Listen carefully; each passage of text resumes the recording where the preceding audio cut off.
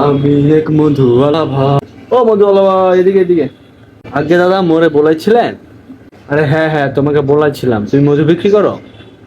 হ্যাঁ দাদা, আমি মধু বিক্রি করি, লাগবে নাকি মধু? আরে হ্যাঁ হ্যাঁ, এই জন্যই তোমাকে ডাকছিলাম, মধু আমার লাগবে। তো তোমার মধু কি খাঁটি মধু?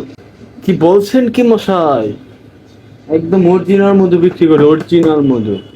একদম মৌমাছির বাসা থেকে নিয়ে আসা আমার কাছে এনে একই কথা।